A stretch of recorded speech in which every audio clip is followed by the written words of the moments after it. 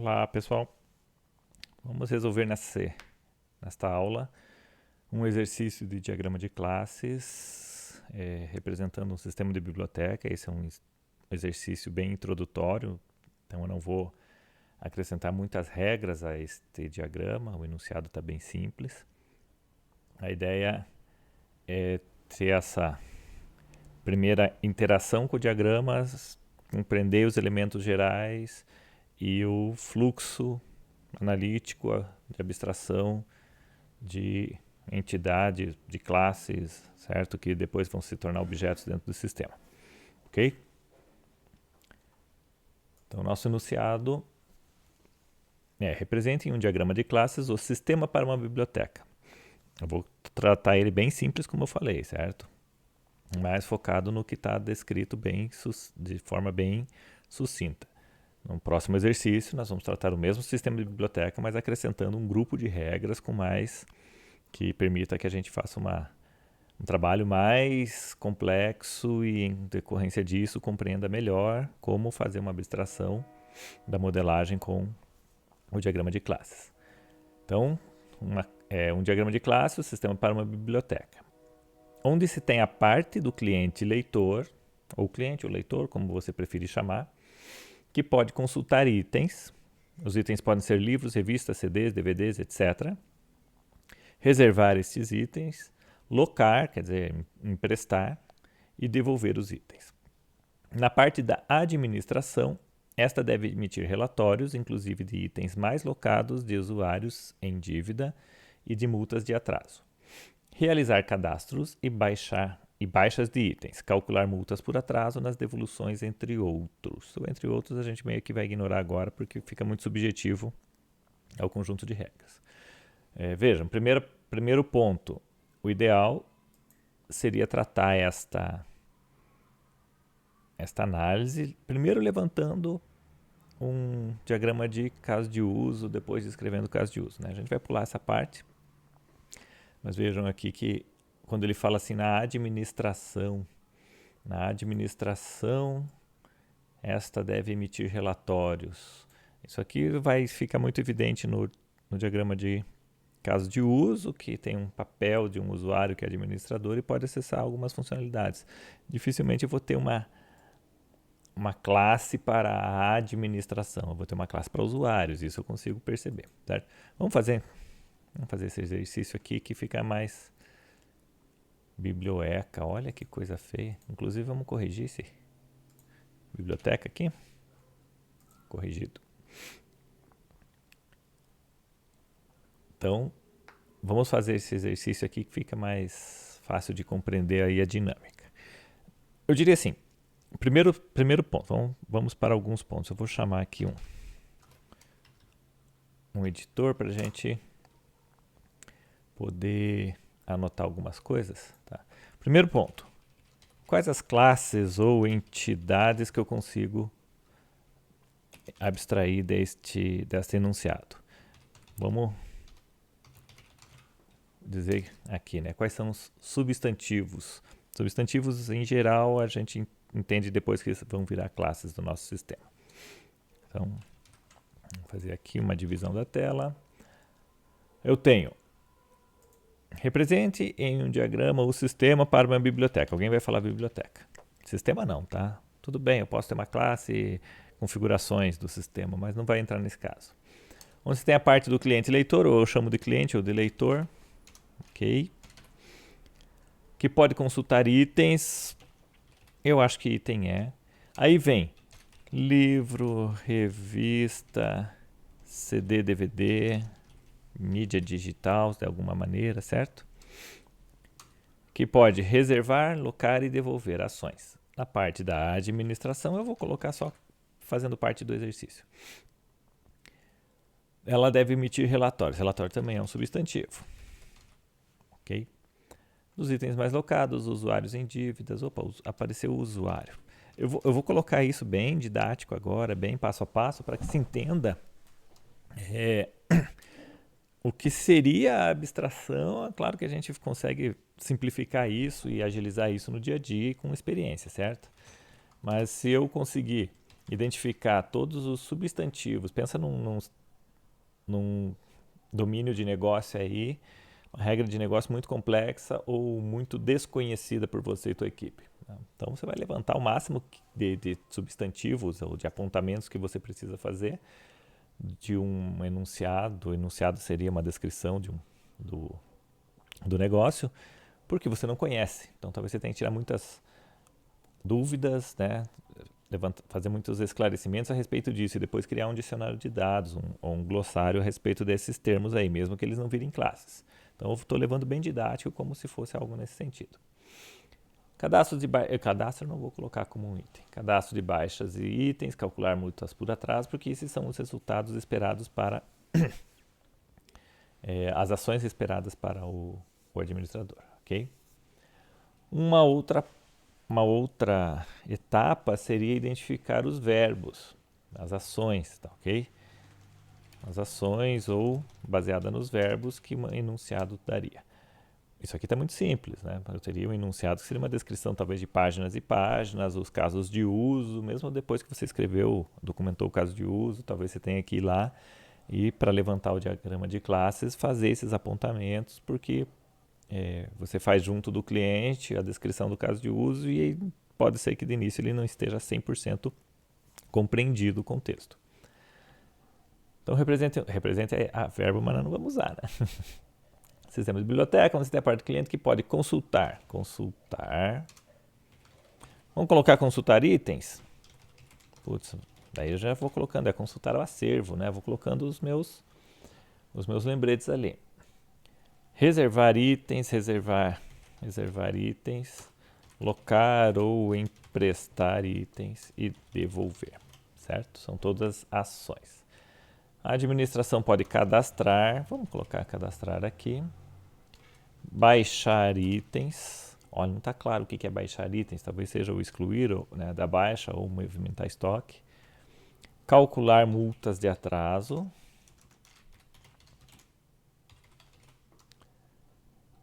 Entre outros, certo? Além de, cadê ali? Tinha emitir relatórios. Beleza. Então, no enunciado super simples é o que a gente consegue levantar de substantivos e verbos que nos indicam ou nos auxiliam a levantar quais são as classes, os possíveis relacionamentos entre as classes e as ações, métodos que essas classes terão. E muitos substantivos talvez virem atributos e não serão classes. Então aí esse começa a ser a decisão, em alguns casos é decisório mesmo. Será que isso eu transformo numa classe hierarquia com herança ou eu vou trabalhar com um atributo? Ok? Como aqui não tem muitos atributos, a gente vai abstrair, beleza? Eu estou usando um cara chamado Visual Paradigm. Depois eu faço um vídeo dando uma geral nele. É bem legal, ele tem uma versão community que serve totalmente para o nosso aprendizado e dá para usar muito profissionalmente também. Ele cobra uma ampla gama de características, tá? As versões pagas ele começa com $99, dependendo do teu uso vale a pena pagar e não é tão caro. Vamos lá. Primeira coisa, vamos trabalhar agora com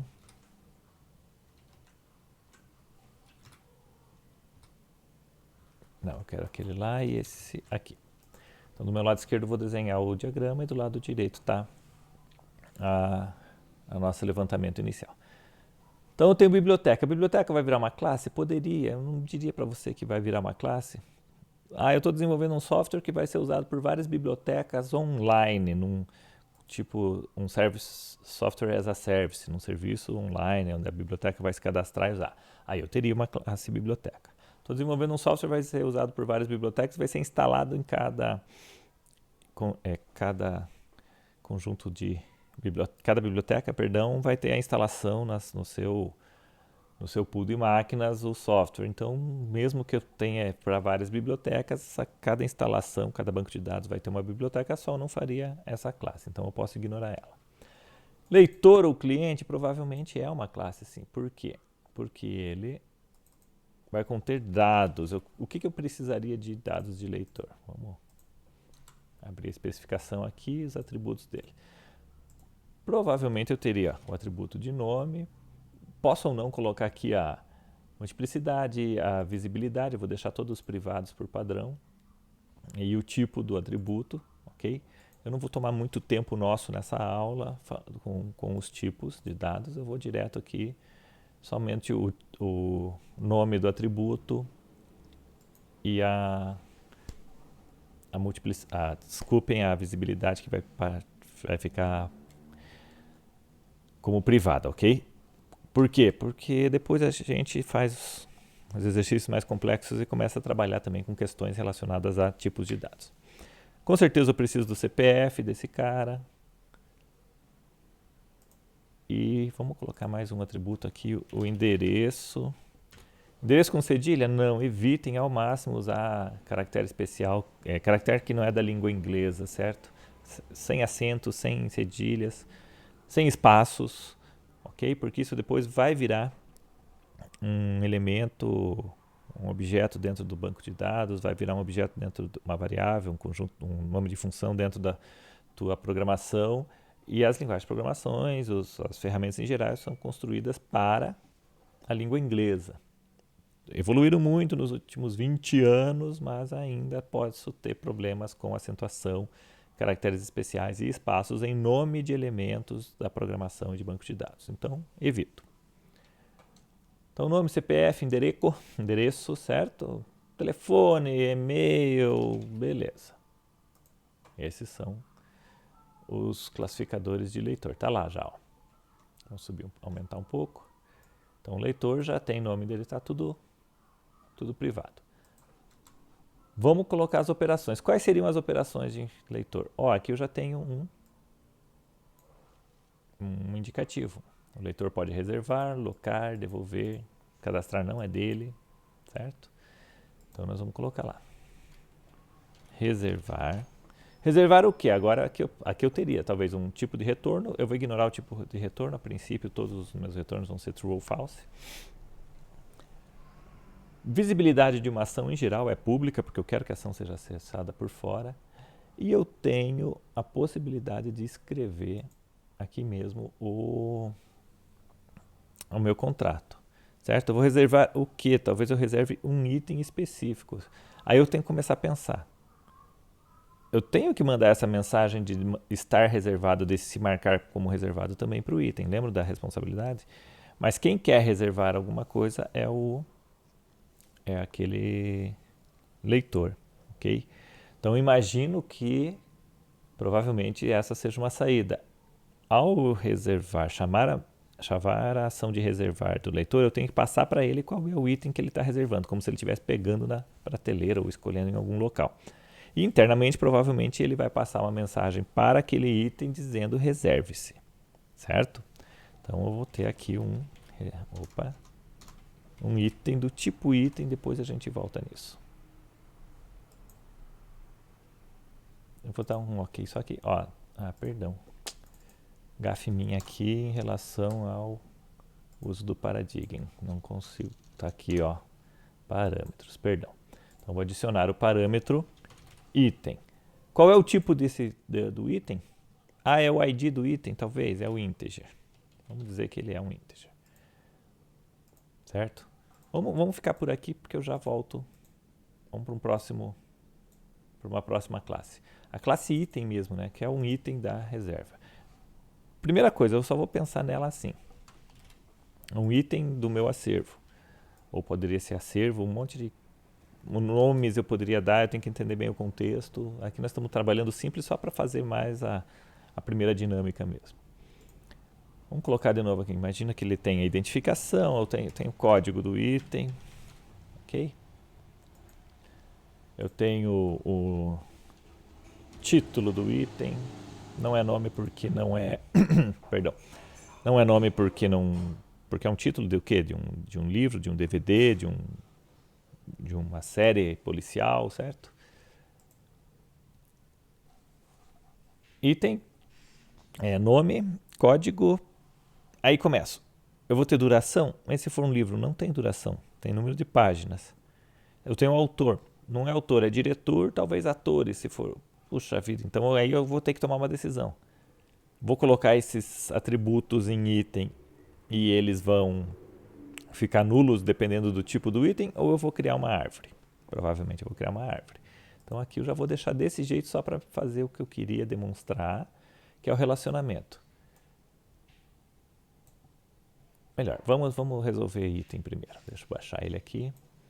Então, livro, revista, DVD, vou chamar assim só mesmo que o DVD seja DVD ou CD, vamos chamar de mídia digital.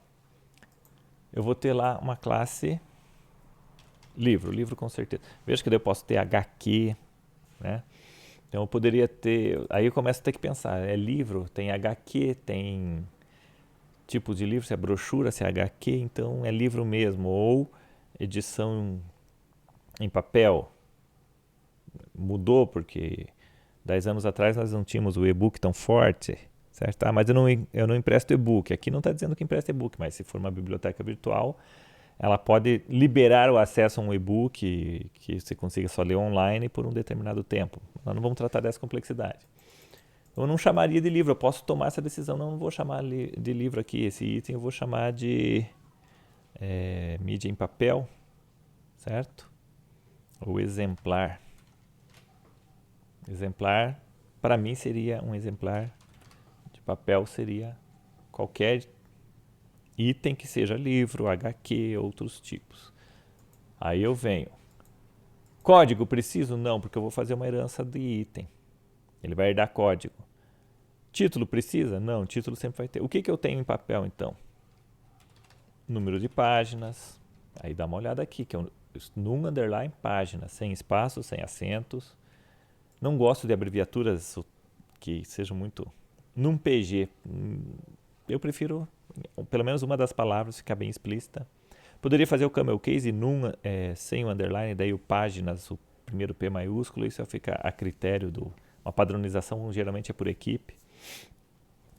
Número de páginas, ano de lançamento, provavelmente no item eu posso ter o ano que todos vão ter. Autor ou autores, aí começa. Eu posso ter autor ou autores? Posso. Eu chamaria de autores se faz ser multivalorado. Eu quero então uma classe autores. Eu posso começar a derivar disso daqui. Será que faço uma classe autores? Por quê? Porque um autor pode ter emitido vários livros. Eu não quero só estar com um valor num array aqui que são strings que vão possibilitar a escrita errada desse valor. Então, eu provavelmente vou fazer o seguinte. Deixa eu cancelar este. Pera aí, vou dar um OK e daí eu excluo esse cara aqui. Removo. Então vamos fazer isso. Vamos criar um autor. Até porque talvez eu possa ter um autor para um outro tipo de... desculpa, tinha revistas lá, né? Então eu criei o exemplar em papel porque eu acho mais fácil. Eu não preciso ter livro, revista. Livro e revista vai ser o mesmo tipo de exemplar em papel, certo? Tem autor, tem ano de lançamento, tem a série ou o volume, certo? Ou a coleção. Tem a editora. Daí eu enxergo livro e revista como o mesmo tipo de... o mesmo classe, porque ela é praticamente igual.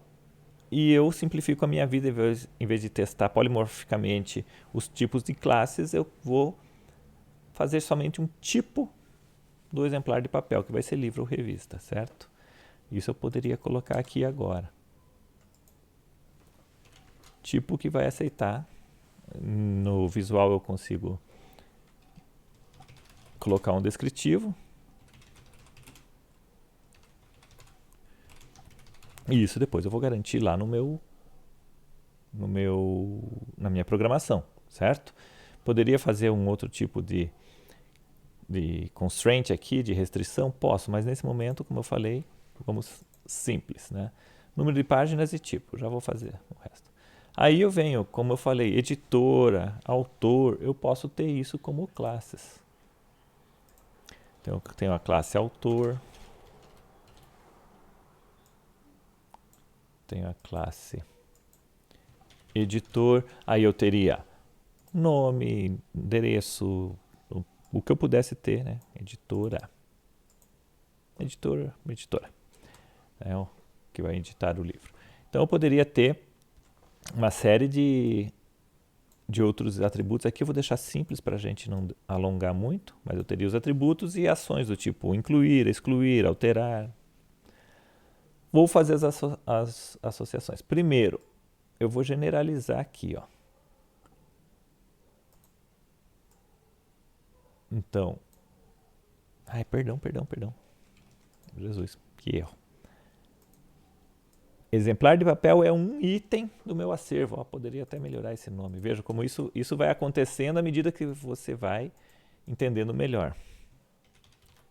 Item de acervo. Por que não só item, professor? Porque eu acho muito vago. Então é tomar cuidado com nomes muito vagos. Mas eu estou dentro de uma biblioteca.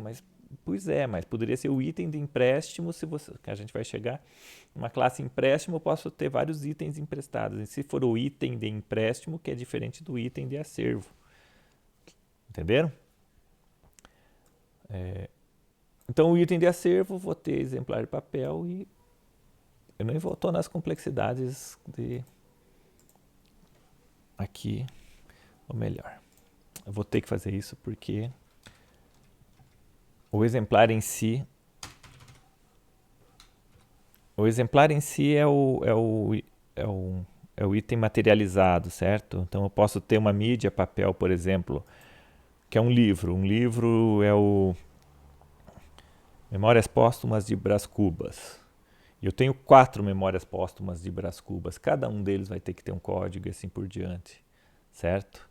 Então, eu posso entrar eles várias vezes aqui ou poderia ter um outro tipo de trabalho aqui. Daí seria o item de acervo mesmo. Assim eu vou melhorando a minha nomenclatura.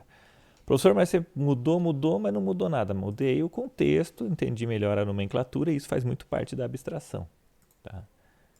Essa minha outra classe vai ser a mídia digital, que daí pode ser CD, DVD.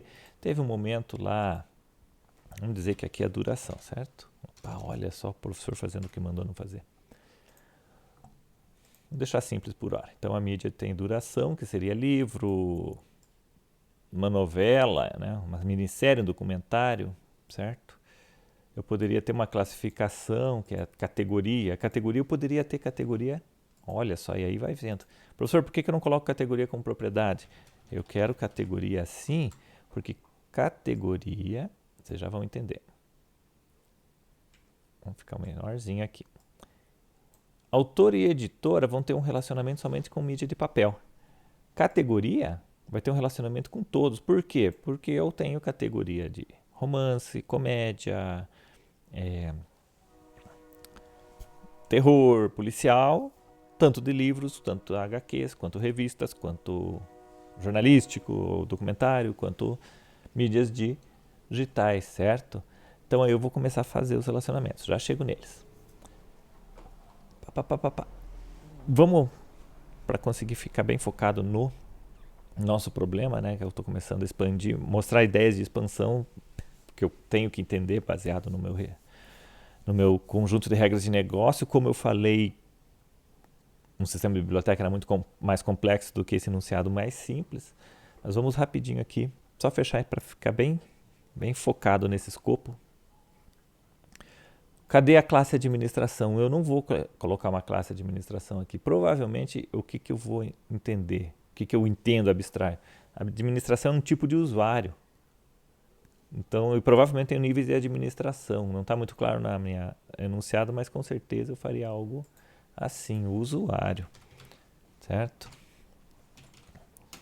E esse usuário vai ter nome, senha e assim por diante. Vou colocar rapidinho aqui. Nome do usuário, ou seria username e o e-mail. E a senha, professor? Eu vou colocar aqui a senha.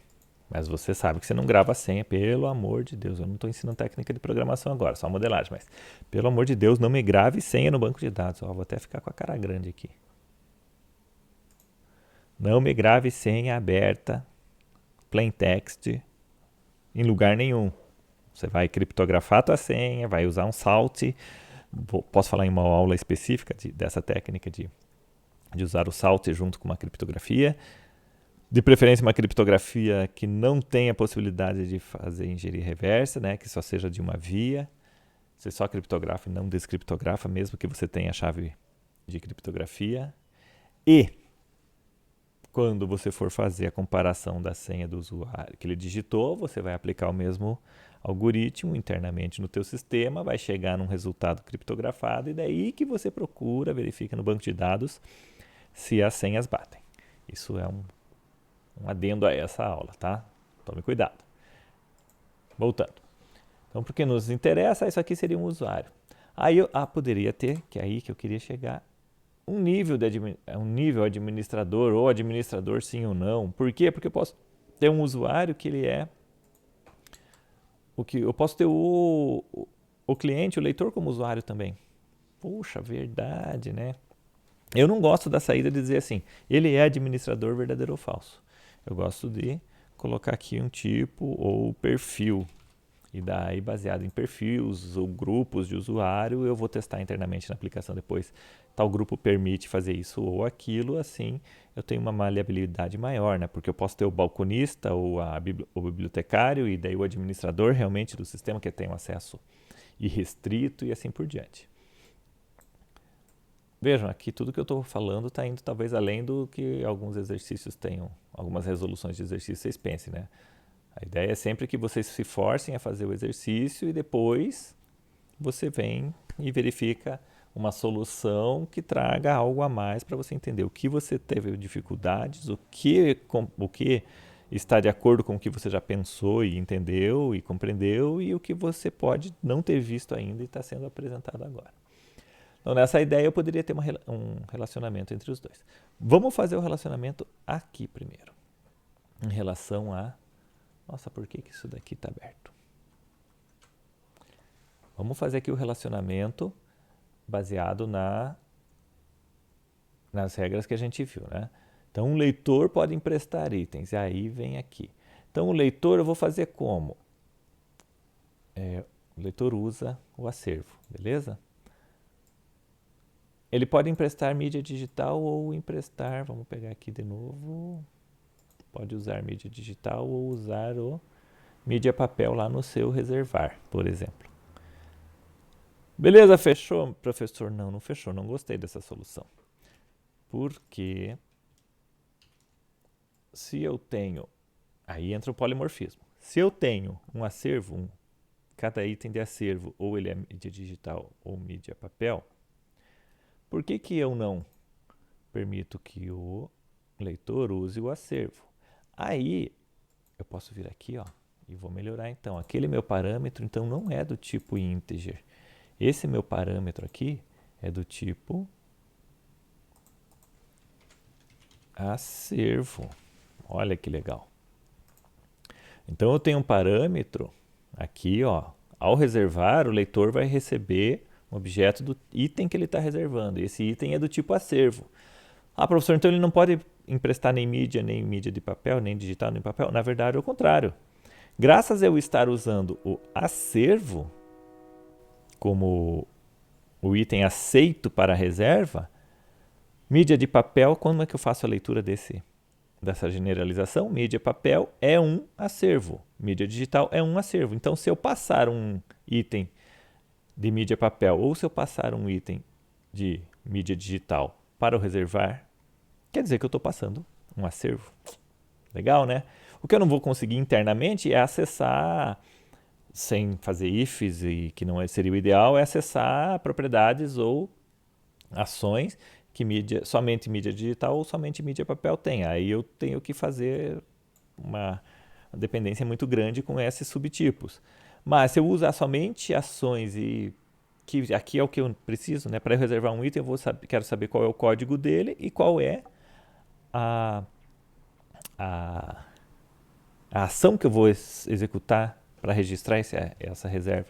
Então, como é que eu vou fazer? Aqui em acervo, provavelmente vai ter uma operação reservar. E aqui eu posso dizer que o parâmetro que o reservar recebe é um leitor. Então, olha só, a minha ação de reservar o leitor, o item, quando eu executo em um acervo, é recebendo o leitor. Provavelmente a data de reserva, certo? Então, com certeza isso seria adicionado. Eu só estou colocando aqui questões porque eu tenho que pensar quase como se eu já estivesse programando lá na frente, ou não. Eu já estou entrando nesse nível de mais baixo nível de uso, que é o de eu ter o uso, o pensamento da análise já pensando um pouco na programação. Eu poderia estar com um nível anterior de propriedades, ações, reservar e não estar pensando muito nessa tipagem, nessa passagem de parâmetros, ok? Eu sempre faço um misto. Eu diria que aqui não estamos tão aprofundados, tão próximo do físico, da modelagem física, mas a gente não precisa ficar numa modelagem conceitual tão alta se eu já tenho uma possibilidade de adiantar algumas questões que depois serão resolvidas na programação. É use mesmo? Acho que não, né? Vamos usar o associar aqui. Vamos usar uma associação. Eu tenho vários tipos aqui, mas vamos usar uma associação que não me indica qual é a ação usada. Por quê? Porque eu vou poder ter aqui ainda o emprestar, devolver, emprestar e devolver, certo? Cancelar, reserva, tudo isso. E provavelmente o que eu vou ter aqui então? Vamos fazer aqui embaixo primeiro. Então eu teria autor com nome, código, editora também, categoria também. Nesse nível eu vou ficar mais no abstrato de mais alto nível. Eu teria as associações com a classe correta. Então mídia de papel tem autor e editora. Todos têm categoria, então eu vou lá em cima e associo categoria ao acervo.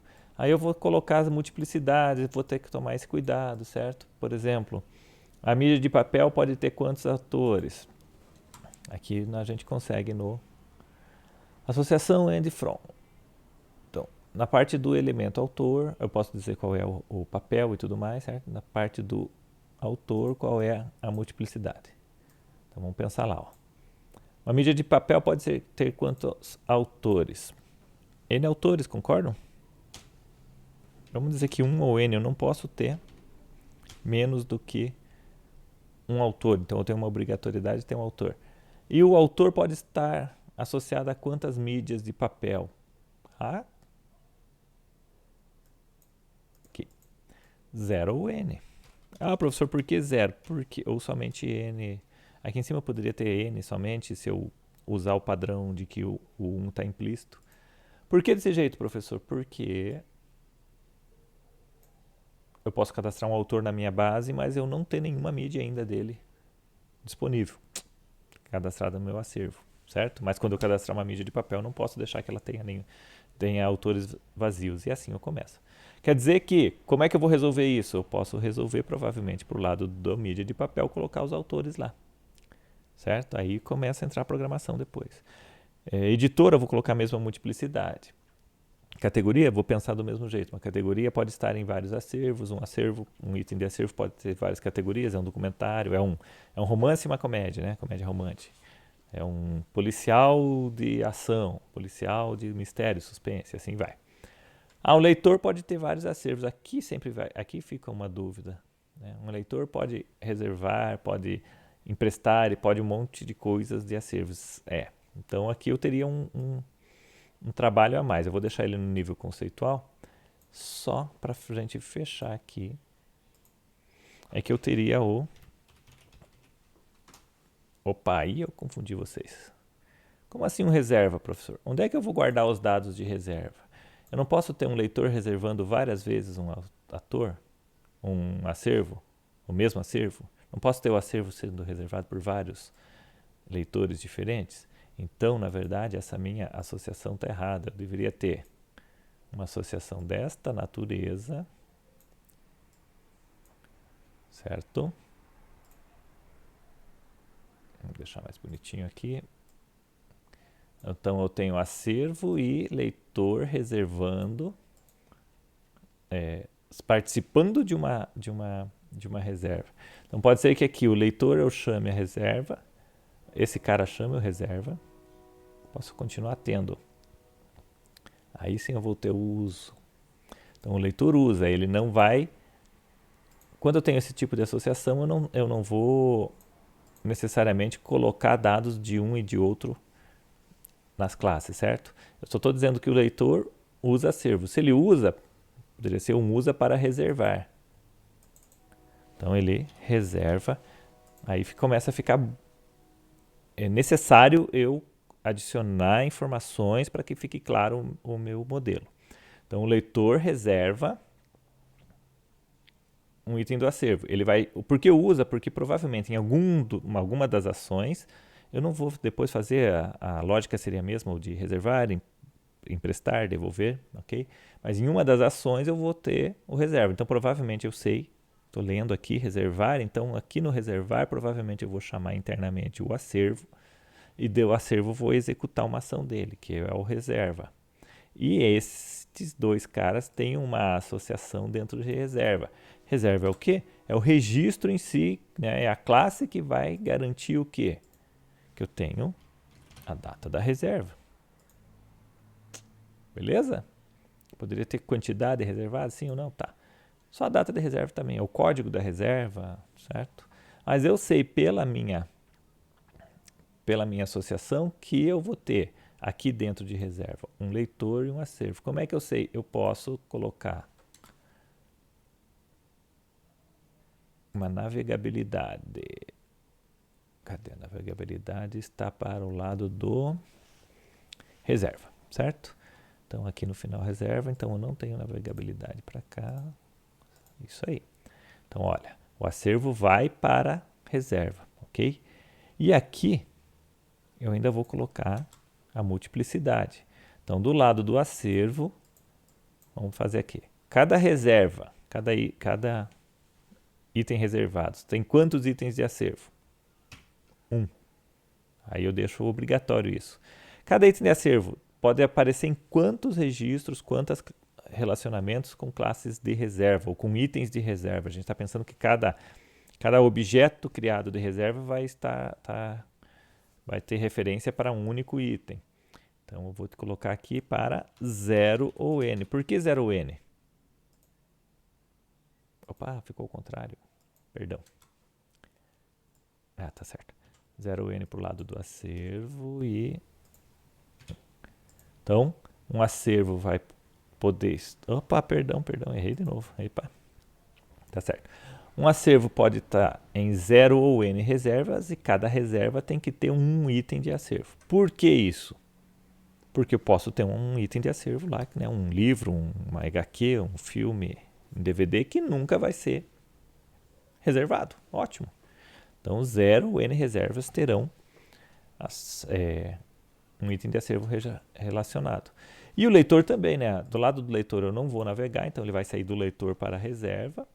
E eu vou colocar a multiplicidade do lado do leitor uma reserva pode ter quantos leitores que reservaram ela. Estamos pensando aqui, então pensa objeto. Um objeto de reserva é como se eu pegasse uma ficha, né? O balconista, o cliente ligou. Oi, tudo bem? Aí é da VIP? Duvido que alguém conheça a locadora VIP da minha época, né? 1990 e alguma coisa. Aí é da VIP?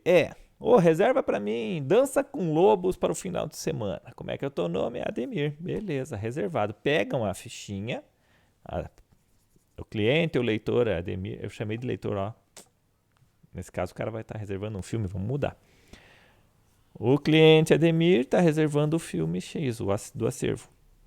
E para data tal. E coloca a fichinha ali nos itens de reserva.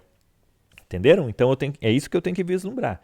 Eu estou criando uma classe que não é uma lista de reservas, é uma classe que representa um objeto, modela um objeto de reserva, como se fosse uma ficha de reserva. Então eu vou ter um único ator, cliente, no caso, do lado do leitor ali, que a gente já vai mudar. E a mesma coisa, um leitor pode ou não ter reservado ou reservar várias vezes qualquer outro item, ele aparecer em várias fichinhas. Beleza? Vamos corrigir esse nome aqui, então é cliente mesmo, né? Porque eu não vou colocar cliente ou espectador de filme, certo? Beleza? Faria algo parecido com locação e dentro da locação a devolução. Vamos fazer isso só em nível... Vou deixar ele menorzinho aqui. Começou a ficar um pouquinho complexo o nosso... Vou fazer isso em nível de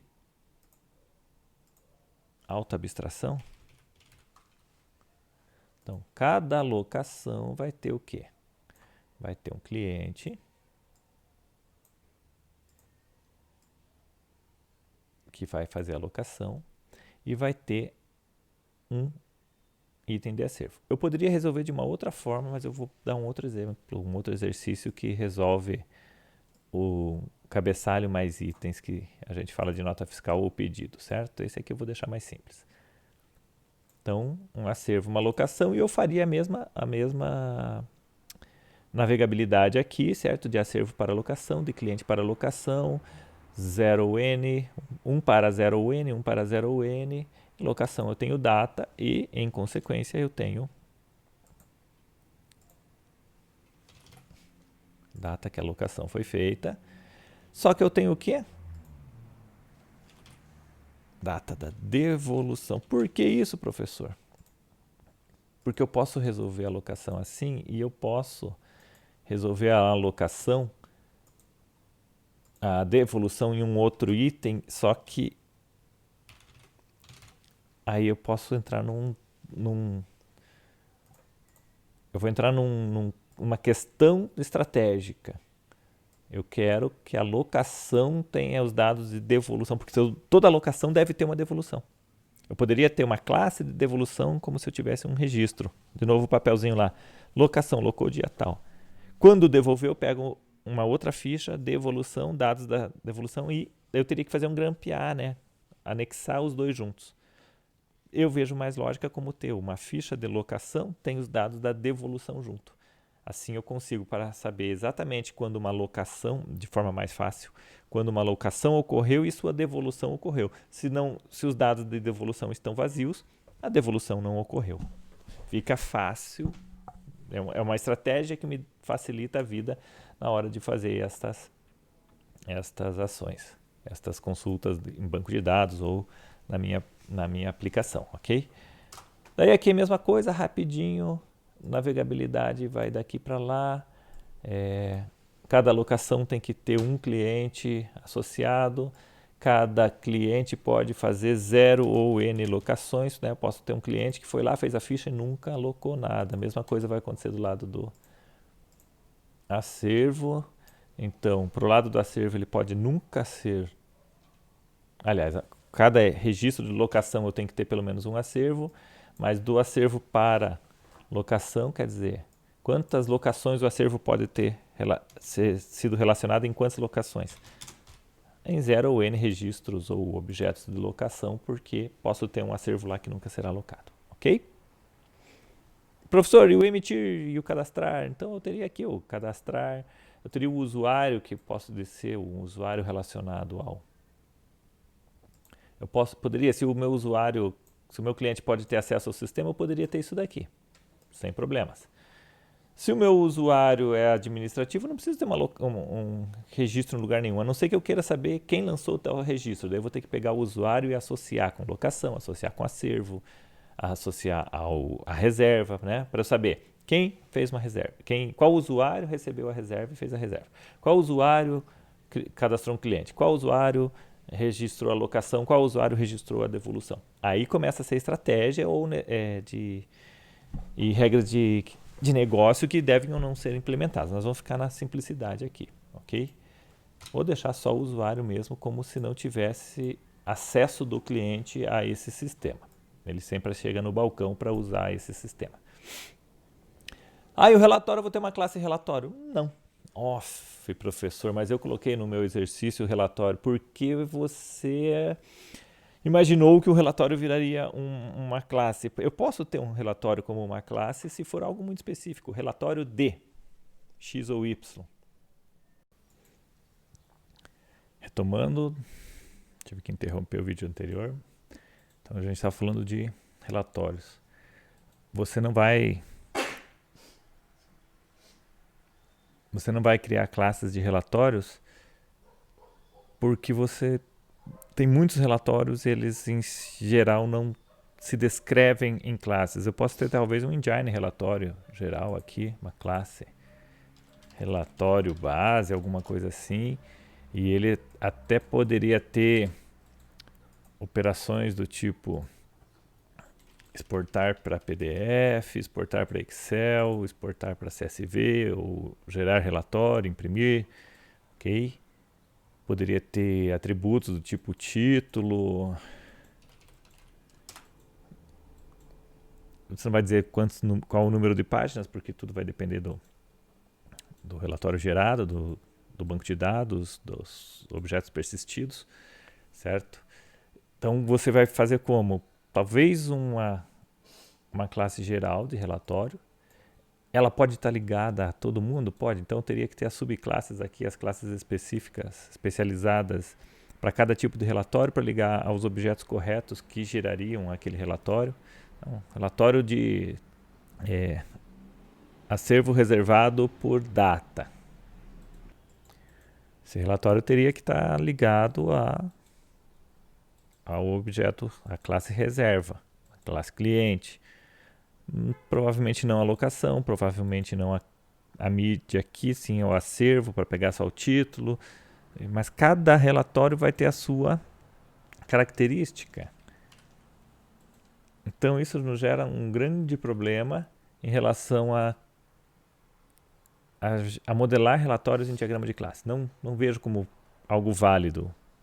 Eu prefiro ter anexos na documentação com exemplos de relatório e na documentação a descrição do relatório.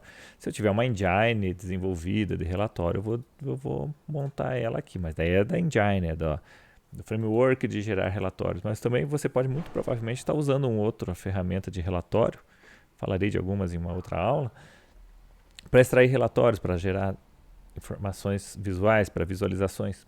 Então não tem por que modelar isso aqui, tá? Outra questão é modelar os formulários, telas, né? Form de cadastro do cliente.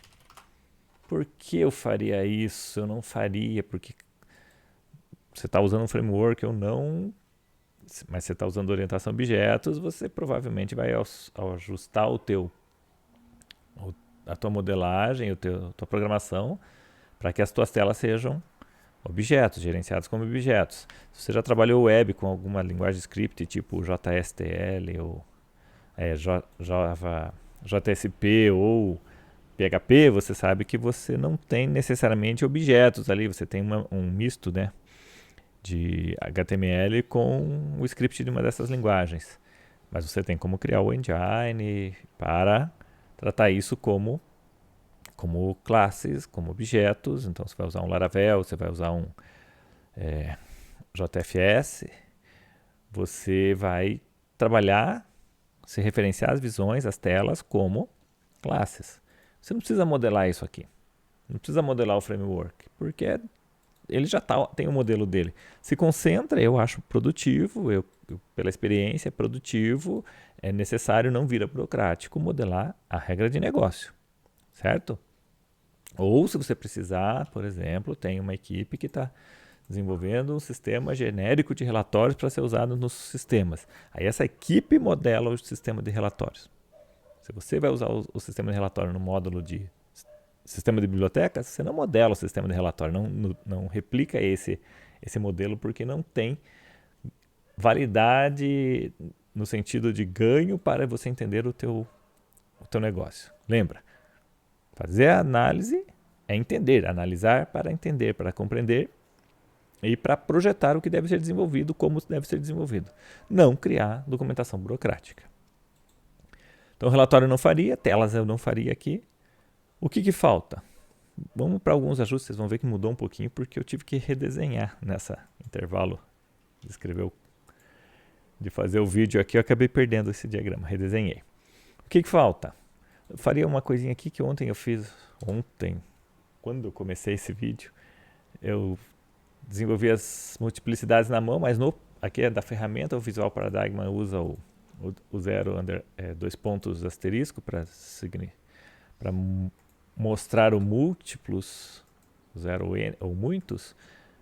Eu acho que é interessante você fazer assim, usar a própria notação que a ferramenta traz, se você usar esta ferramenta, para que você possa, caso você venha trabalhar com a geração de código a partir dela, de skeletons, você possa aproveitar esta função, certo?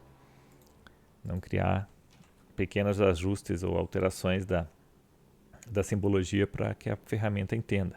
Algo que eu já falei várias vezes também, toma cuidado com esse detalhe da simbologia, não muda o símbolo de generalização. O símbolo de generalização é esse. Se um colega teu, ou se você daqui 2 meses for trabalhar nesse diagrama, você entende que isso daqui é uma generalização. A ferramenta entende porque e gera classes generalizadas, se você for gerar código automatizado. Se você mudar o símbolo, mudou o sentido. Certo? É igual a língua portuguesa, a língua inglesa, a língua espanhola. Se eu usar palavras erradas no contexto errado, eu mudo o sentido. E a gente está desenvolvendo diagramas para passar uma mensagem. Eu preciso ter clareza.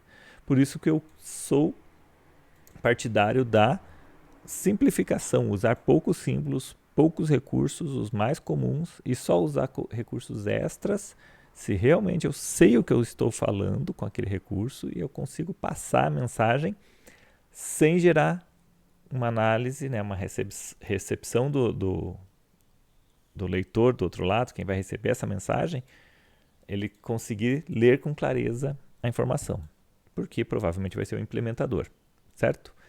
Então, se eu fosse complementar aqui, classes de diretor e ator, provavelmente, cantor, daí eu teria que pensar um pouquinho mais. Eu não vou fazer isso agora para deixar para algo mais elaborado para frente. Esse primeiro exemplo aqui, exercício, o foco é dar essa visão geral da construção e de como eu vou fazendo análise, me questionando e resolvendo pequenas questões. E também mostrar um pouco já da primeira vez que você vai montar um diagrama de classe baseado num enunciado qualquer. Se eu pegasse o enunciado hoje, eu faria isso. Ah, professor, a multa, desculpem, esqueci da multa. A multa eu tenho várias formas. Eu talvez colocasse aqui uma operação calcular multa, ou calcular atraso poderia ser, sem parâmetros. Por quê? Porque eu já tenho provavelmente a data que eu estou mandando calcular é a data que está sendo devolvido. Lembram que agora há pouco a gente falou que a devolução vai ser marcou como devolvido é a indicação que houve devolução nessa locação. O que eu poderia colocar na devolução é uma data prevista para devolução. Isso me dá, vejam, enquanto eu vou analisando, eu vou entendendo melhor, eu vou especializando, vou melhorando o meu diagrama. É assim mesmo que funciona. Então, com a data prevista da devolução, com certeza ela vai ser preenchida no momento que a locação ocorrer. Se a devolução vier após essa data, eu posso, ao executar o calcular multa, ele tem subsídio para isso. Professor, mas quanto que é a multa? Talvez seja por acervo. Valor, multa diária, certo? Ou não, eu poderia ter algo assim. Aí começa. Vamos deixar por acervo, vamos deixar por... Mas eu poderia ter uma outra classe, que é a classe do tipo de acervo, ou vocês já foram em alguma biblioteca, sebo, que eles têm as cores lá, as etiquetas por cores. Então, ou eu poderia ter uma classe multa aqui, que só colocasse o valor da multa por uma classificação e associar o acervo àquela multa. Então, as multas, acervos do tipo vermelho, do tipo amarelo, do tipo laranja, teriam os valores de multas, para não colocar o valor de multa individual em acervo. Vejam que aí começa a ser estratégico. Como que eu vou decidir pela solução? Não é receita de bolo. Não tenho como passar uma receita de bolo para vocês da melhor maneira. Posso falar em relação a boas práticas. Talvez seja melhor dessa forma. Por quê? Porque eu tenho a experiência, porque eu já passei por um problema parecido. Ou a gente vai falar de padrões de projeto. em outras aulas, ou eu sei que existe um padrão de projeto que resolve dessa forma esse problema. Um padrão de projeto resolve um problema recorrente e entrega uma solução padronizada, que você adapta para a tua realidade daquele contexto, mas que é um problema similar a que muitas pessoas já passaram e já resolveram para você, certo? Tranquilo? Para não se estender muito mais nesse vídeo, vou fechar aqui. Poderia fazer alguns detalhes ainda, mas essa seria uma aceitação para uma implementação de um sistema simples de biblioteca, muito simples. Ok? Faltando talvez alguns dados de atributos, mas eu não quero me estender demais nesta aula. Passo para vocês, vocês vão encontrar um enunciado para um outro problema e a gente, em próxima aula, resolve esse problema mais complexo, daí sim montando um diagrama bem mais extenso e mais detalhado. Ok? Então sigam aí os vídeos, as sequências dos vídeos e manda informação, comentário que eu vou ajudando a quem precisar. Até mais.